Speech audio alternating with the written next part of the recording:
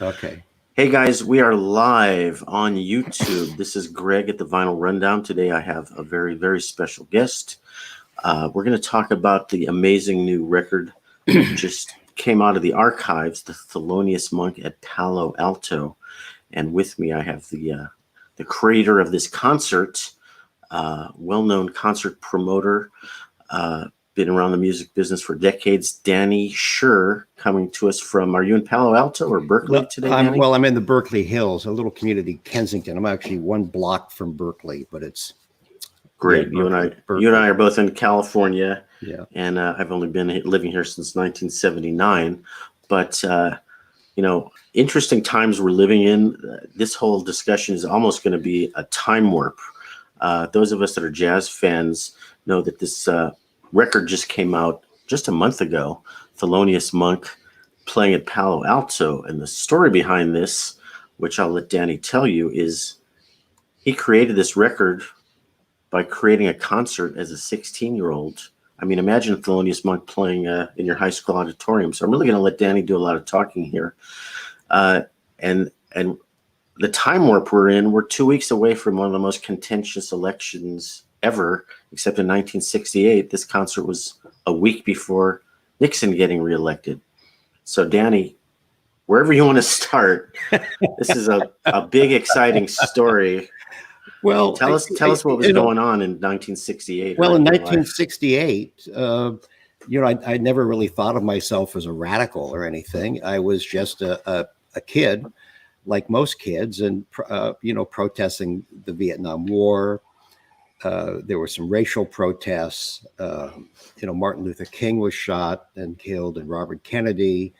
The society was tense. There was rioting and looting, throughout the U.S. and probably not as extensive as now, but relative to the time, equally as extensive, given what we were.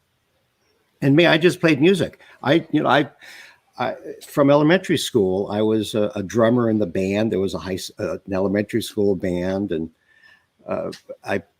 I took lessons as a drummer. And my oldest brother, Les, who unfortunately just passed away a month ago, who was the driver, who was Monk's driver for this show, was playing jazz in the house. So I kind of got hooked on it at a very early age. So in school, junior high school and high school, I'm in the jazz band, and I had a Dixieland band, and I did all that stuff. I played the high school jazz bands, the Monterey Jazz Festival. Yeah, well, great experience as a kid. I didn't play the Monterey Jazz. I wish I would have played the Monterey Jazz Festival. The competition, the high school competition. Yeah, but I don't think that existed then. I don't know. If it did, our high school wasn't good enough to get in it. There was another, just as an aside, there was the Musicians Union in San Jose had an all-star honor band, and I was in that. And I'd go to jazz camps. I went to a jazz camp, a Stan Kenton jazz camp, and he came and was one of the teachers, and all of his band members would teach the kids, and then you auditioned, you got in different bands, and I was fortunate enough to get in the A band, and right. And it was called, and this was when Stan Kenton, I mean, I'm digressing, but it's nice to talk about something other than Monk for a minute. If you insist, Stan Kenton, great educator. I got a bunch of his records. Exactly. Amazing guy. And he had a couple of camps in San Jose, and I think one in Ohio for some reason. I was in the Neophonic Orchestra. I have that record. I have the Neophonic record of his. It's like, what is Neophonic? I don't know. Right. And it was actually all the compositions were composed by his drummer in the band, who was also a trombone player for some reason. And the guy passed away a few years ago. I forget his name. He ended up being a teacher at North Texas State for decades. Oh, you're talking about Hank Levy, maybe? No, not Hank Levy. No, the drummer. Okay. Well, Hank Levy was Texas or Towson. I don't know. Yeah. I know. It doesn't matter. It'll, but we're really digressing here. But the point is, the big picture of I'll say jazz, because this is how it's affected me, is that it didn't matter in a way what age you were, what sex you were. It was, hey, can you play? Who do you like? Who do you listen to? And to me, that's what music has always been, whether it's jazz or, in my case, it happens to be jazz. But I like to think that it's, it could be sports related. It could be literary related. In my case, it was music.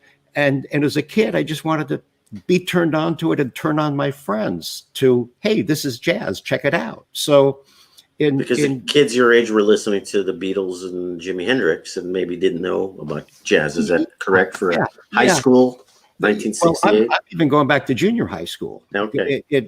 My academic jazz education started in junior high school.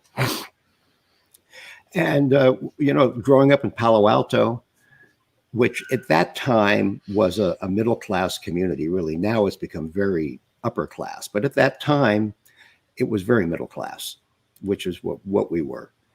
And, I was into jazz, and no friend of mine, maybe that's because friends can be self-selecting, or teacher in school ever tried to talk me out of not learning more about jazz and not, and playing music. No one ever tried talking me out of, hey, you don't want to play music.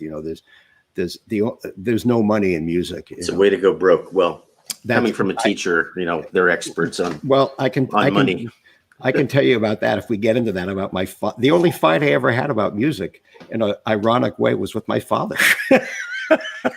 If you want to get into that, it actually has a nice ending. So not a fan either. In junior high school, I'm just reading about the history of jazz. And there were reports. I was able to do a history report of the history of jazz. I remember in ninth grade, starting off with, traditional and then big band and bebop, going forward, left coast, and the teacher. So I with each discussion of the category, I would play a snippet. This is John Coltrane. This is Duke Ellington. This is Louis Armstrong. And you brought the records into class. Yeah, and the teacher made me do this to all of the other classes. She really liked this. That was really a kind of an inspirational moment. And then I graduated. So that was ninth grade, because in 7th, 8th, 9th, that was junior high school, and then high school was 10, 11, 12. It's now sometimes it's 4 and 2, but then it was 3 and 3. I still call it junior high too. Yeah, junior high. I don't know what a middle school is. So I'm going to these jazz concerts. At 1964, 65, Stanford University they call it the Jazz Year. And they had brought out in concerts Duke Ellington, Louis Armstrong, Ella Fitzgerald, Coltrane. And I went to every one of these concerts. Sometimes I bought a ticket. Sometimes I snuck in.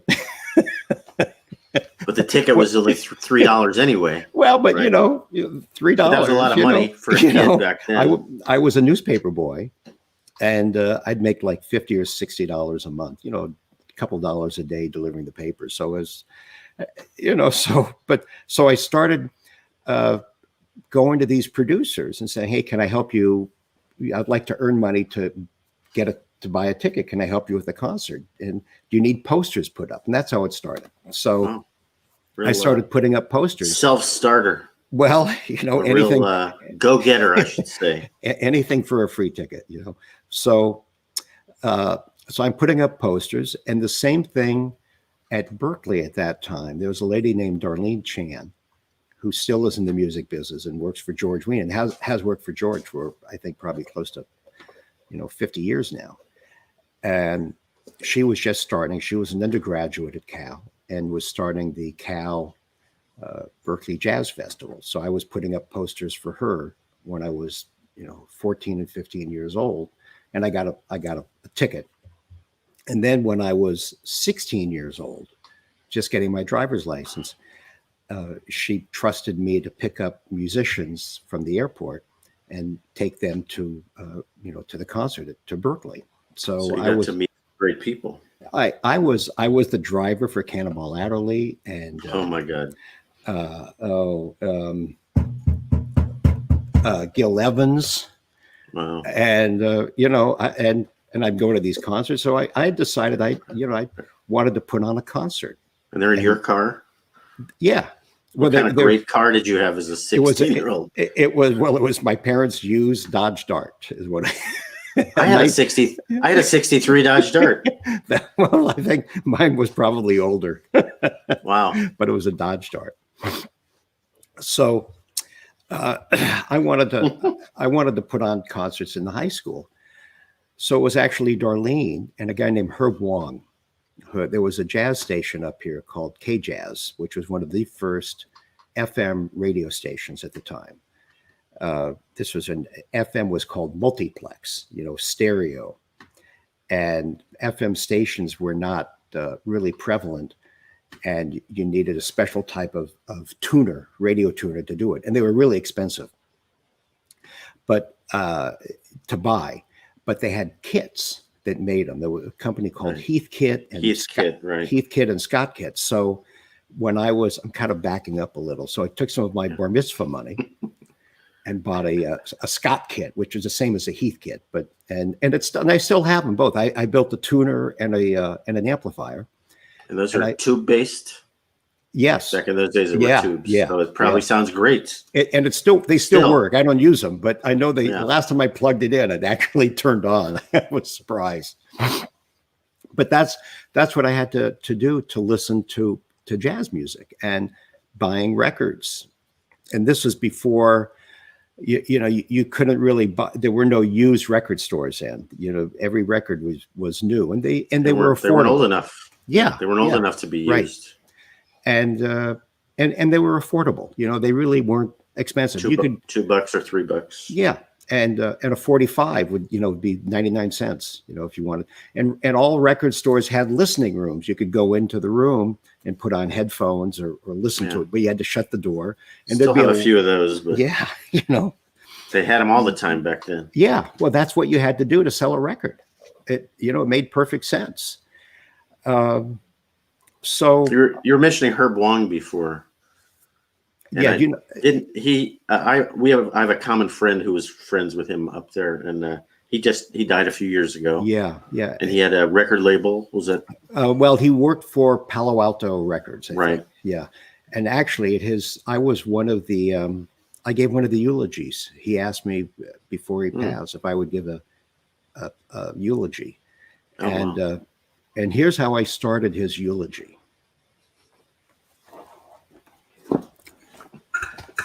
Herb Wong was a drug dealer, and his drug was jazz. Now, most drug dealers will give you the first hit for free. They get you hooked on it so they can sell it to you and start selling it to you more and more. Herb never got that.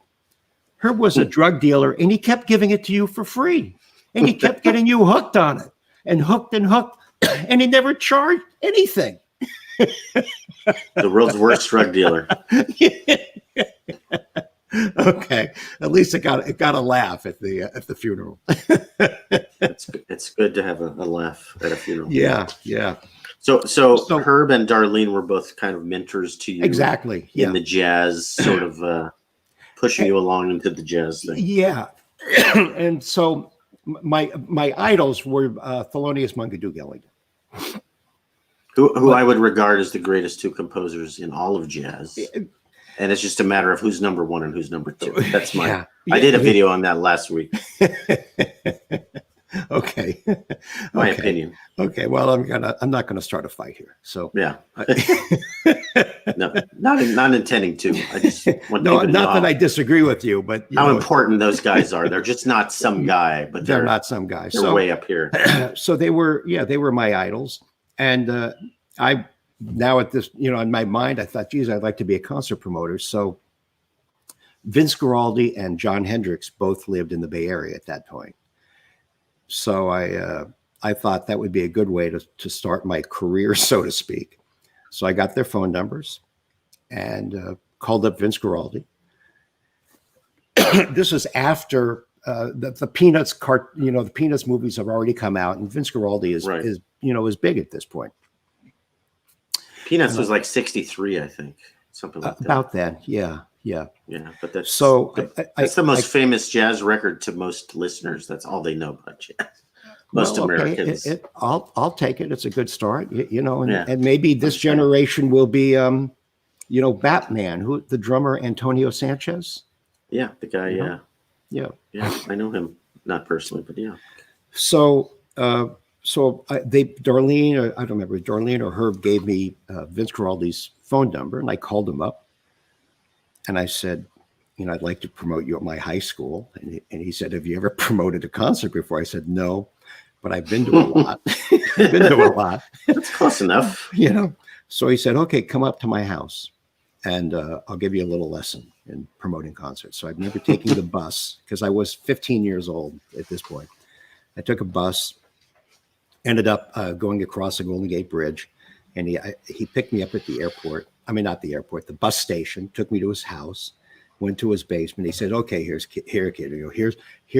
a press release, and here's how you do it. You keep it to one page, and you put your name and your contact information in the upper left-hand corner, and you have a bigger fonts, who, what, where, when. And here are mustaches, because Vince Guaraldi had a big handlebar mustache.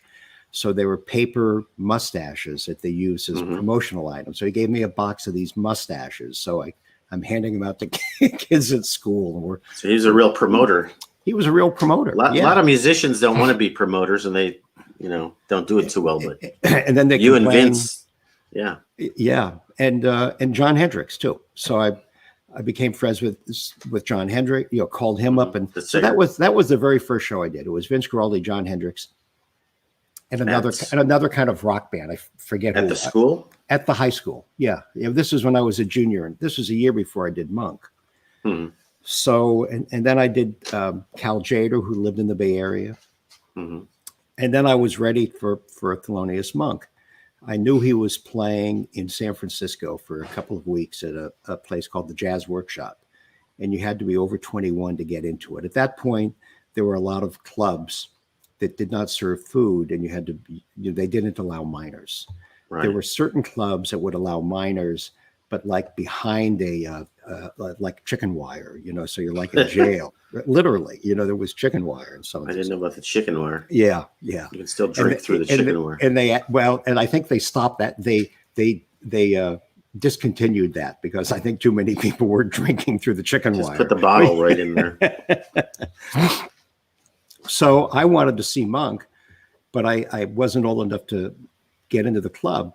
So I called his manager, a guy named Jules Columbi. I said, I'd like to produce Thelonious Monk, bring him to the high school. And I know you're playing at the Jazz Workshop in San Francisco. So we picked out a date. It was a Sunday, October 27th. Did a matinee show because he had an evening show that night at the club. He sends me the contracts. I had the school principal sign the contracts. It's like, wasn't old enough to sign the contracts. And by the way, at this point now, I'm now 16. So I am old enough to drive, but my parents really wouldn't let me drive to San Francisco. So you're already on your third concert promotion by 16. Yeah.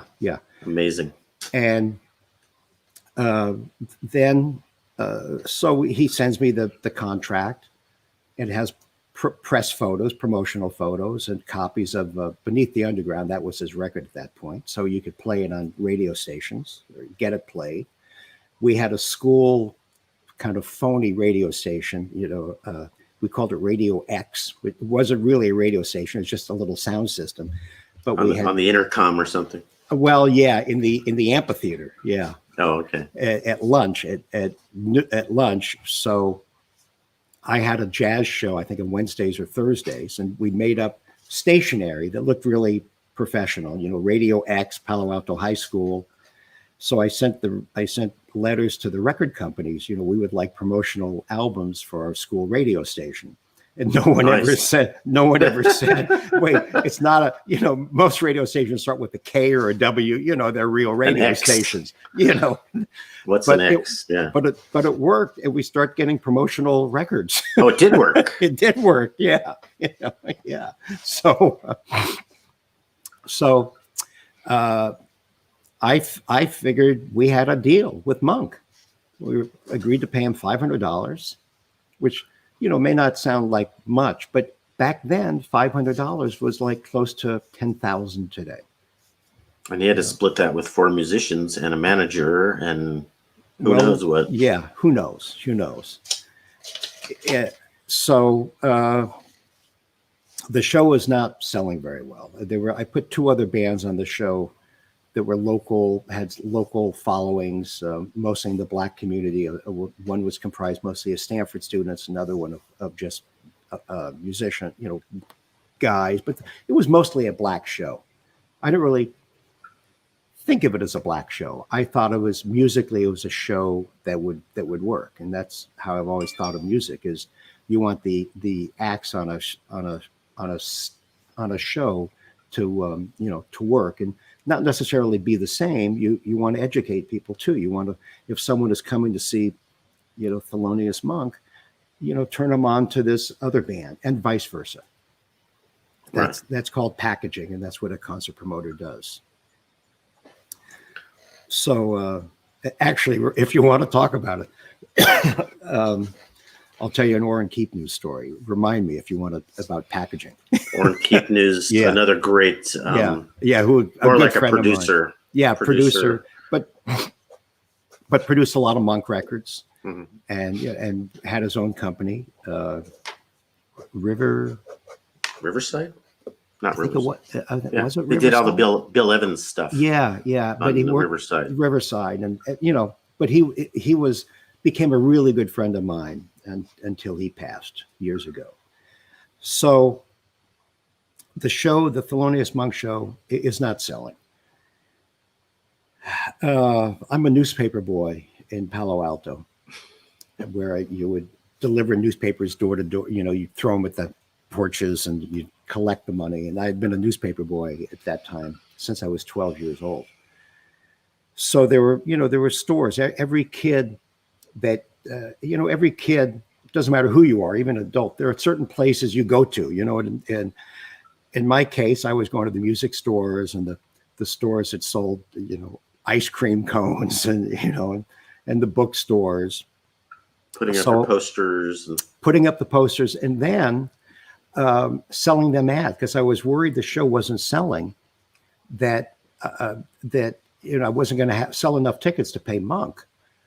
So I went to these stores and started, I can show you here, and sold ads. So I figured, if Thelonious Monk didn't show up, at least there'd be enough money from the ads in the program. So there was a free program here. How do I do this? Yeah.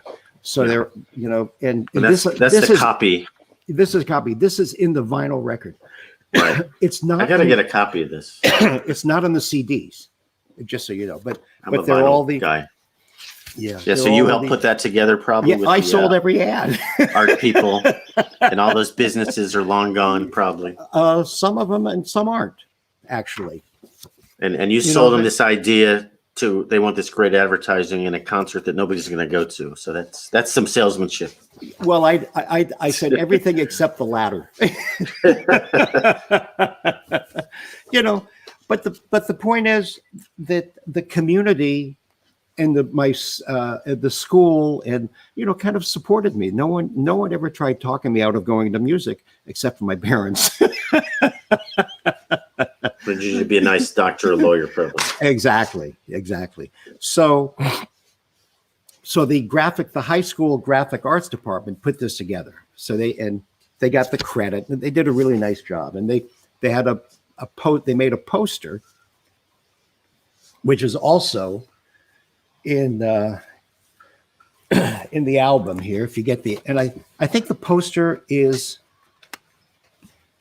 in the CD as well. So it was. There you go. I'm gonna pull it back a little bit if that helps. Of course, that might not help. Yeah, but everyone. The point is, everyone at the school. This was this was done by the high school graphic arts department. So everyone kind of got into it, and the work, I look at it now, 52 years later, it's really professional work, even for the time. I mean, it stands up today. So the show's not selling. I'm selling ads for a program that we're going to hand out for free to the no one who shows up, but there'll be enough money to pay Monk. And at that time, the racial tensions were so. It was so intense between Palo Alto and East Palo Alto. You have to understand, there's a highway called Highway 101, and that cut Palo Alto was on one side, East Palo Alto was the other. And adjacent to Palo Alto is Stanford University, and adjacent to East Palo Alto, I'm not going to say were slums, but it was an unincorporated, very low income, high unemployment area. So I am putting up my posters, and at the time, East Palo Alto was going through a serious political issue. They wanted to change the name. They didn't want to be identified as part of Palo Alto. They wanted to be identified as some of their African roots, and they wanted to change the name to Nairobi. That's a interesting idea. Yeah, didn't go very far. Yeah, but it shows how much they wanted to distance themselves from everybody else. So, hold it for 1 second here. Can someone come in? Guys, we're on with Danny Scher, who's back. Okay. There he is. Palo Alto and East Palo Alto. So there's a lot of tension. East Palo Alto wanted to change the name, to Nairobi. They wanted identity.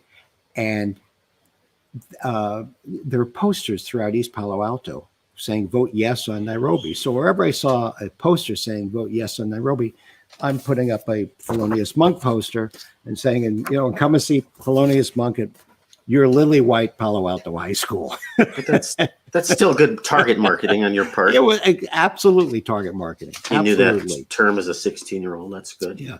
So the word is out in East Palo Alto that Thelonius Monk is coming to Palo Alto High School. No one believes it. And I put the word out, then don't believe it. Just show up, buy a ticket when you see Monk. Yourself. Yeah, when you show up, buy a ticket and come on and come and enjoy the concert. So 2 days before the concert, I decided to call Monk at the jazz workshop just to say, we're looking forward to seeing you on Sunday. And he said, what are you talking about?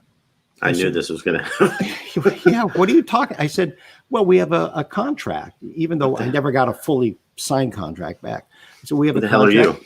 Yeah, exactly. Well, we have a concert. I made a deal with your manager, Jules, and we have a show with 2 other acts on it. We have posters and programs, and we're promoting it. And we're really looking forward to you coming. And he said, well, I don't have a car. How am I going to get there? I said, well, Mr. Monk, my brother, he's old enough to drive to San Francisco. You couldn't say we have a chauffeur picking you up. So he said, okay, fine. So I did the other musicians know they had to be somewhere? I have no idea. I didn't ask. All I know is they all came in one car. And the drums were in the trunk, and the bass was like sticking out the window. Wish you had a picture of that. I wish, yeah. And the parking lot was filled with East Palo Alto. There was no, there was anxiousness, anticipation, but no hostility at all. No black, white, no, nothing negative at all. It was like, well, it's like, well, we'll believe this. We'll believe this when we see it. And so, did you end up filling up the auditorium? Yes. How many tickets and all that? About 350. Okay, so good. It was, so the good news is you filled it up. Yeah. Right. But then a couple of days before the concert, the day before, actually, a janitor, the school janitor, who we can't find, came to me and said, if I tune the piano, can I record the concert? and I said, yeah. And I said, I'll give you a tape. I had a 1/4-inch reel-to-reel tape. So I brought him a tape to record the concert. And you hadn't even thought of tuning the piano until he mentioned it. I didn't even know a piano needed to be tuned. I mean, I'm a drummer. And most promoters, that's a very important thing. Which kind of piano it's tuned. Yeah. So you got lucky that he came up with that idea. I think we got lucky all the way around, actually. Yeah. It was in the stars. I mean, in a way, this whole thing was meant to be, including the release of it 52 years later. But that's so. He comes in. we had a little green room set up for him in a classroom. I said, would you like anything? And he said, well, I'm hungry. So my parents were there. I said, Mom, go over and take orders from these guys. There was a restaurant across the street. So we got the menu from the restaurant across the street, brought it in. They gave my mother orders. She went out and bought them lunch for everyone, came back. We did the show. We recorded the show. He signs a program to me. She, they go back. They make it back in plenty of time for their gig. The janitor gives me the tape. I put it in a box for 50 years. I never really tried doing anything with it. I went on with my life. A few months after, so this was in October of '68, and then in March of '69, while I'm still a senior in high school, it's a whole other story. I promoted Duke Ellington, and have a tape of that concert that I haven't done anything with. Well, the word's getting out. So if it's in good shape, you might have. It is in good shape. It is in good shape. But this was obviously a mono. The monk thing was obviously mono. Yeah. And you just had whatever microphones you had laying around. Whatever the school. It was not a professional recording session per se. So it sat on my record. I went to college. While I'm in college, I managed out of my dorm room John Hendricks for 2 years, booking him all over the country. And I wasn't old enough to get in places where I was booking him. So I would sometimes I would call the owner of the club or the bar, say, "Hey, I'm John's manager. I'll be coming. Leave my name at the door, because if your name was left at the door, they would never ask you for an ID." Good point. So good trick. I went on about my life and went to college, and then when I was in graduate school at Stanford getting my MBA, I got the job putting on the student concerts for 2 years. And these concerts now are rock. I mean, I had to relate a little more to to the big audience. Now we're into rock and roll. Right? Yeah. And after a couple of years, without getting into the story, there's stories there too. Bill Graham hears about me, and Bill Graham, one of the preeminent rock and roll concert promoters, and really is credited with turning the rock and roll into a major concert, a real business force, and had the Fillmore West and the Fillmore auditoriums, the Fillmore East, West, and did all of these shows. He hires me after I got my MBA, and I stayed with him for 24 years and did what I wanted to do. And for 10 years, I was booking all the shows with Bill. And then I developed amphitheaters and did corporate sponsorships, and basically could do whatever I wanted for 24 years. So that was most of the 70s, 80s. From 75 to 99. Yeah. More recent than I thought. So then I did how this record came to be. I did a concert at my house. I have an amphitheater at my house. Wow. I do concerts. I do fundraisers here. So I was doing a concert with the Heath brothers, Percy, Jimmy, and Tootie Heath, and turned that into a DVD. In fact, here, you know what? Since you want things to talk for 20 seconds, and I'll be right back. I will. I'll fill up some time, and I'll show the Monk. Guys, we're talking with Danny Scher, the producer, creator of the great Thelonious Monk at Palo Alto concert, which was a concert in 1968 that he produced in his high school auditorium, launching his 25-year career as a concert promoter alongside Bill Graham of the Fillmore.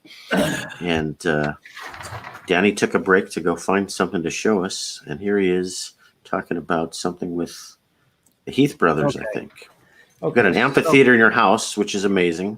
Well, it makes sense. I mean, that's what I did. And you do mostly jazz there? No, rock and roll.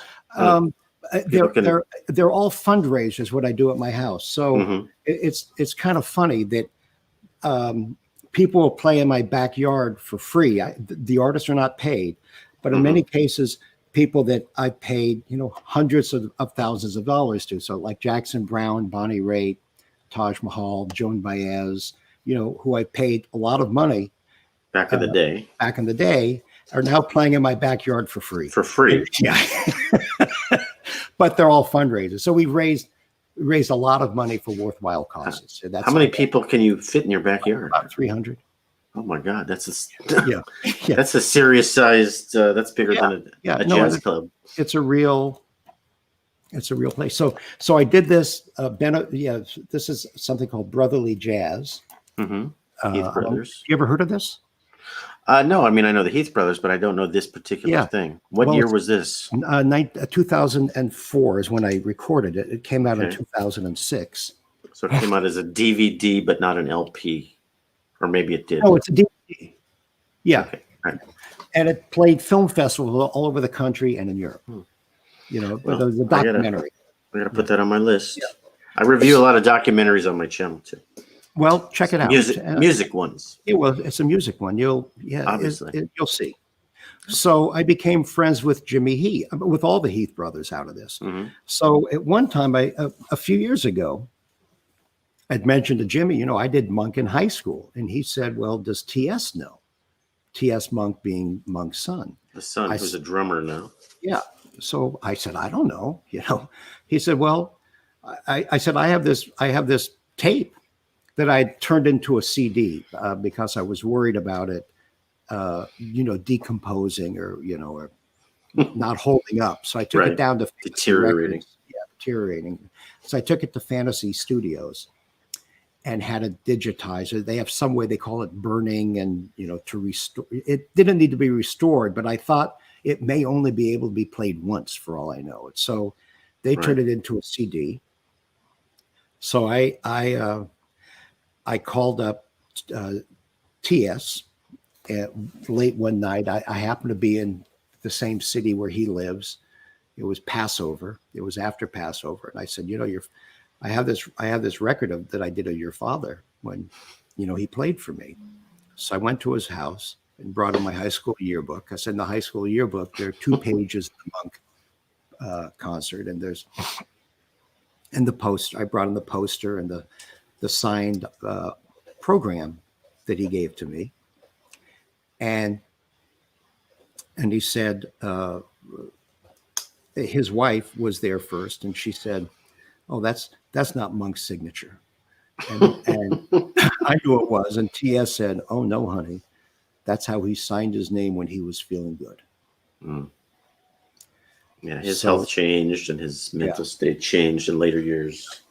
So from the minute he heard the record, that he knew that his father was in a good mood. Was feeling really good. Now this was in like 2010. So this project's 2006, been going on for a decade or more. Then, so we start this casual conversation, and nothing is ever. We're trying to make a deal. I said, "Look, I can't do it. I can't release this because I don't have the rights to release it. You can't release it because you don't own it. So let's just be partners." And they kept finding other Monk, unreleased stuff, Coltrane and Monk, and TS. We were never making a deal. We had all these nice talks.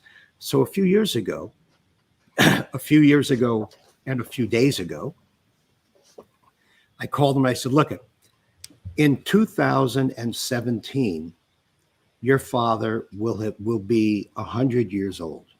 Right. If we don't have a deal by the time your father is 100, forget it. This is going back in the box for another 2 or 3 decades.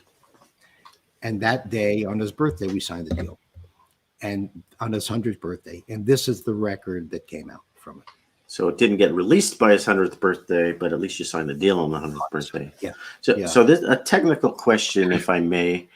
So even though T.S. Monk's son, never heard of this tape, he's the rightful owner to the rights because he inherited the estate. Is that kind of how this works? Yeah. And I physically own the product. So between the two of you are the only ones who really need to say, we're doing this. You don't need anybody else's permission. Right. His estate, which is Monk Jr. and you. And unless there were other songs on here by other composers besides Monk, does that also enter into it?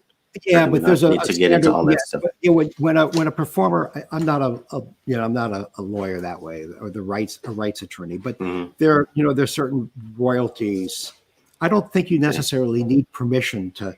They just need to get their money. So if he played a Duke Ellington song, Duke's estate will get a penny or something. Because I think a couple of these songs are not his songs. I think it's a George Gershwin song, or some. You should know. I should. If anybody knows, here it is on the website. Anyway, So we're moving forward to produce the record, and TS makes a deal with Universal Music Group, Impulse Records.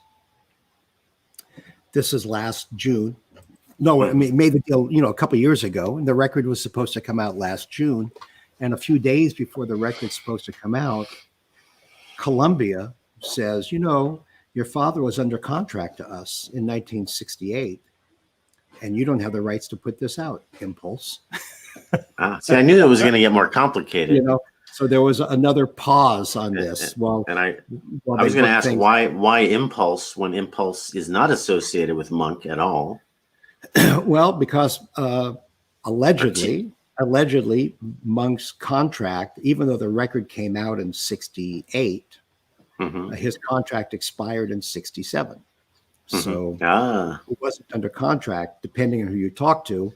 He wasn't under contract with Columbia when he did my show. Got it. The lawyers are really helping make jazz a wonderful thing, aren't they? Yeah. So there was a pause put on that while Columbia and Impulse worked out their differences, and they're worked out. So the physical copy of a CD and vinyl is put out by Impulse Records, and the digital version is put out by Legacy, which is a division of CBS, which is owned by Sony.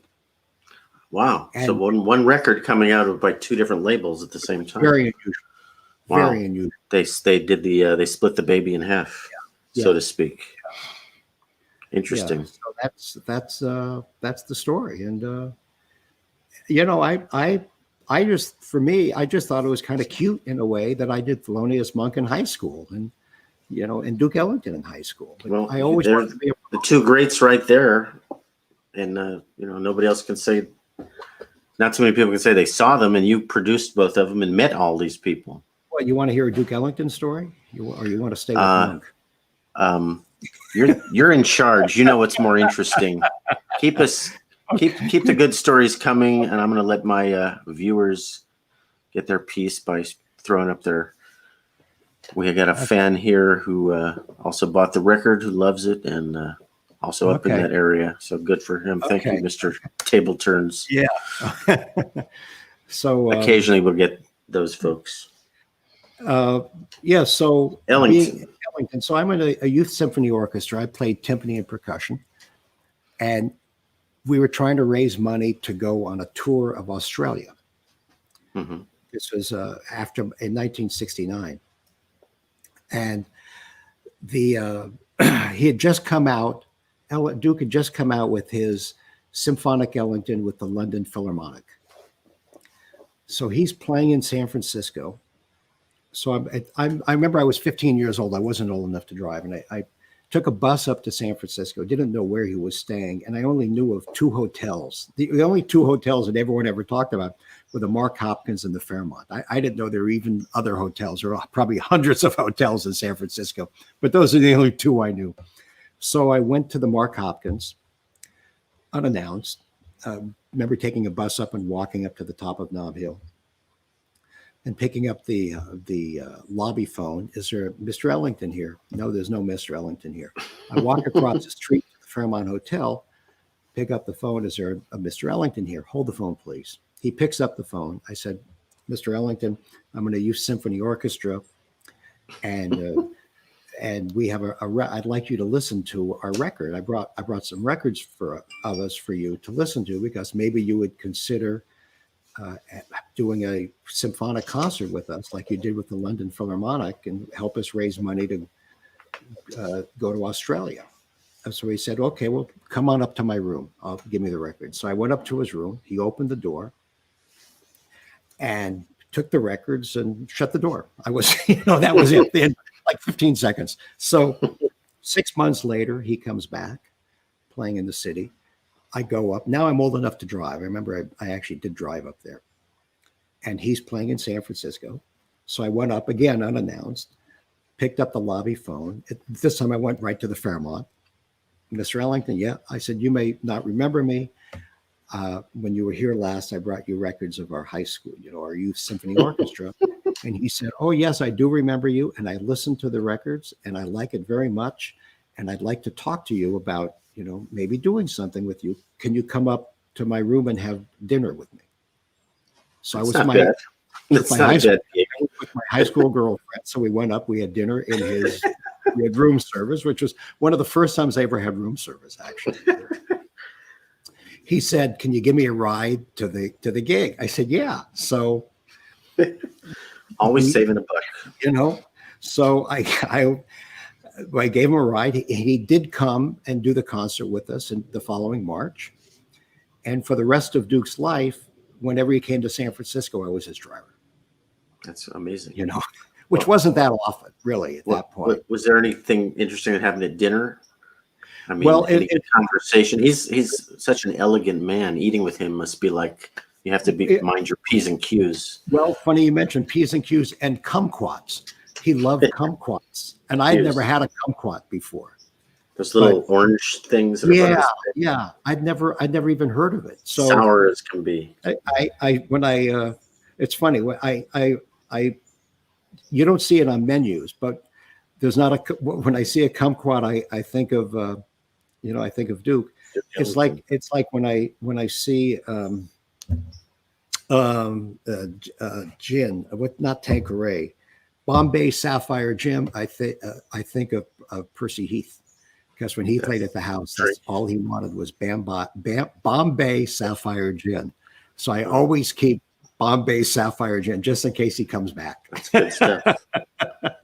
Very good stuff. Well, yeah, you got to know what the musicians drink, because otherwise they can get prima donna. Yeah. I had someone want to walk out of a recording session because we didn't have Evian, and she only drank Evian. So some of these people are prima donnas. Maybe not your friends. See, I don't think it's prima donna. That's, people have asked me that before. Being in rock and roll my whole life, where people say exactly like what you did. Well, if you don't have this kind of water, I'm not going to come. If you don't have this kind of coffee, I'm not. I put yourself in their position. A musician, jazz, rock, otherwise, it's you're on the road, and the way I've heard it was Gerald Clayton who said, we play for free. We get paid to travel, but we'll play for free. Being a traveling musician is not fun. There are certain things in your life, in everyone's life, or I'll speak for myself.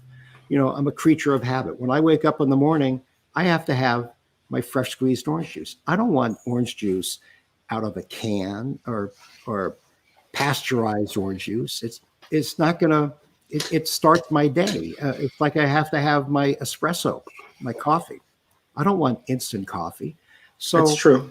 That's true. I can see it from the other side, but I'm talking about working with Hollywood people who aren't traveling, who it's like a power trip for them. Well, I don't. I need this and that, But if that's what it takes, and it's all laid out. Rock and roll, it's all laid out. It's no secret.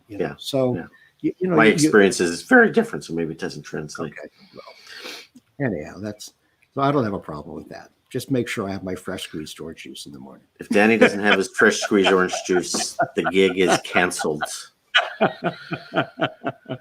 Well, you've met every jazz and rock person from probably 30 years. I mean, they probably have a lot more stories. I don't know if you have time to throw in any others from maybe the rock era. Or are we done with Duke Ellington? Okay, we're done with Duke Ellington. Yeah. Although I did do the last concert that he was going to do.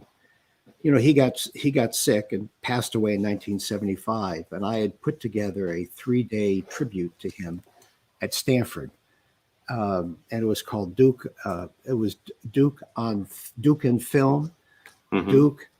Duke on vinyl, and Duke in person, and it was a 3-day tribute to him.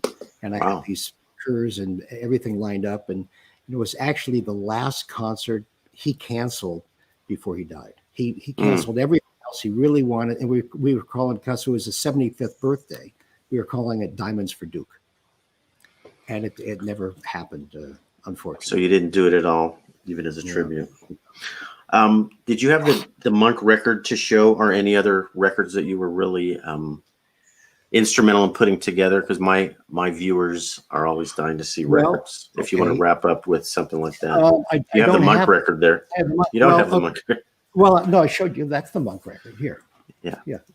Well, it's funny you mentioned. A couple other records that I was involved in. The heavy metal group Metallica did a concert with a record with the San Francisco Symphony. Wow. And I put that deal together. Wow. When did that come out? It came out about 1999, about 2000. Yeah, 20 years ago. It was actually one of the last concerts I did with Bill before I left. Metallica called me, and they knew that I was friends with the people at the symphony because I produced a 4th of July symphony concert with them at Shoreline Amphitheater every year. So Metallica, and I know the managers, they called me and they said, "Do you think you could talk the San Francisco Symphony into doing a record with us?"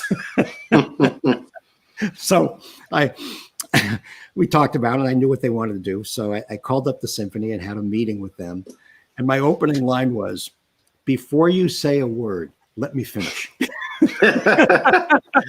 That's a good way to at least get the sentence out before they run away. Yeah. And the record came out, and it's the most successful selling symphony record ever. It sold millions. Symphony records. I can believe that. Yeah. And it worked out for everyone. Financially, I had it worked out for the symphony and all of that. There was another record. Oh boy. But Metallica was a concert, though. Yeah, it was a concert. Well, there was another concert too with Paco de Lucia, John McLaughlin, and Al DiMeola. A Night in San Francisco. Yeah, and I produced. I have that record probably in one of these piles. That is a beautiful sounding record. You'll see a credit for me in that record. Wow. Because love that record. That's a concert we did, and they called me. I booked it for Bill. And Bill loved Paco de Lucia, and I thought that this would work, and it worked, and it became a great record. That's also probably a pretty good selling jazz record or Spanish style record. One of those guys, are they all one or two? Paco's gone. Paco's, that's what I was getting at. So the other two are still around making records. Well, that's amazing. That's a record that I've had and listened to for years and had no idea. That's great. So, to me, it's all music, I mean, jazz, anything that brings us together works. I do jazz, rock, classical, back to back on the turntable. Do you still listen to vinyl records? Are you into the hi-fi and all that stuff? Well, it's not as much as I wish, but my son's birthday is next week, and for his birthday present, I bought him a turntable. His first turntable. Yeah. Because I wanted him, and he's into jazz. He totally gets it. He'll really use it. So, yeah, he'll be 30 next week. I was going to say, my son's 20, and he's all over our turntables. Yeah. We have 3 or 4 turntables in the house, and everyone has their own stuff that they listen to. Yeah. So that's great, the intergenerational thing. My son plays sax, and couldn't get him to play guitar like me, but that's great. Okay. Danny, I think we're coming near the end. So this has been a fantastic chat. We've almost hit an hour. I have a handful of people watching, and people have some nice comments, but no real questions for you. And this gentleman is a been a frequent watcher of mine. And okay, the answer is Duke Ellington. So which dad would you want to eat dinner with? Yeah, that's already the answer. He's met all of them, all the rock stars, all the jazz stars, for at least that period. I think we'll wrap it up, Danny. Okay. Love the chat. This will be available on YouTube probably later today or tomorrow. I'll let you know, and we'll keep in touch. And if you're ever in LA, we'll grab some sapphire or whatever. Thanks a lot, Danny. Okay. All right. Talk to you soon, guys. Okay. Thanks.